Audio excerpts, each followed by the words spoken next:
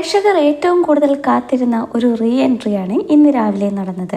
Season 6 ഏറ്റവും കൂടുതൽ വൈറലായ ജബ്രി കോംബോയിലെ ഗബ്രി വീണ്ടും ബിഗ് ബോസ് വീട്ടിലേക്ക് തിരികെ എത്തിയിരിക്കുന്നു.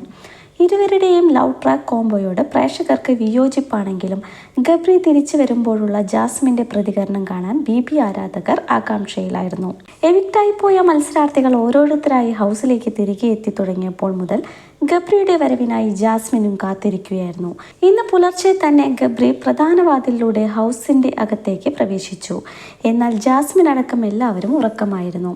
ശേഷം രതീഷിനെ ഗബ്രി വിളിച്ചുണർത്തി ജാസ്മിനെയും കൂട്ടി അടുക്കളയിലേക്ക് വരാൻ പറഞ്ഞ് ഏൽപ്പിച്ചു. നേരിട്ട് ജാസ്മിൻ്റെ മുന്നിലേക്ക് ചെല്ലാതെ അടുക്കളയിൽ ഗബ്രി സർപ്രൈസ് കൊടുക്കാൻ കാത്തുനിന്നു. ചൂടുവെള്ളം തിളപ്പിച്ച് തരണമെന്ന് രതീഷ് ആവശ്യപ്പെട്ടതിനെ തുടർന്ന് ഉറക്കത്തിൽ നിന്ന് എഴുന്നേറ്റ് ജാസ്മിൻ അടുക്കളയിലേക്ക് നടന്നു. അടുക്കളയിൽ നിൽക്കുന്ന ഗബ്രിയെ കണ്ട് ജാസ്മിൻ ഒരു നിമിഷം സ്റ്റക്കായി. ശേഷം ഇരുവരും കെട്ടിപ്പിടിച്ചു. ഗബ്രിയെ കെട്ടിപ്പിടിച്ച് ജാസ്മിൻ പൊട്ടിക്കരഞ്ഞു. ജാസ്മിന് മാത്രമല്ല ഹൗസിലുള്ള എല്ലാവർക്കും ഗബ്രിയുടെ റീ എൻട്രി ഒരു വലിയ ഷോക്കായിരുന്നു. ഋഷി അടക്കം എല്ലാവരും ഗബ്രിയെ കെട്ടിപ്പിടിച്ചു.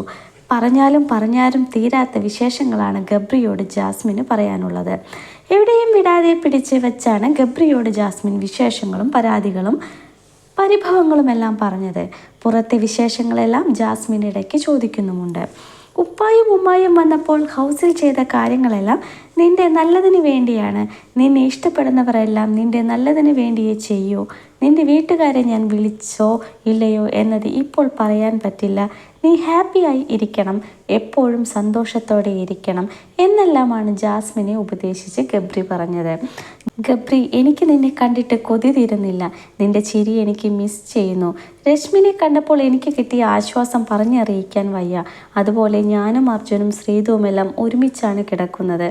അവർ രാത്രിയിൽ സംസാരിക്കുന്നത് കാണുമ്പോൾ എനിക്ക് സങ്കടവും അസൂയയും വരും.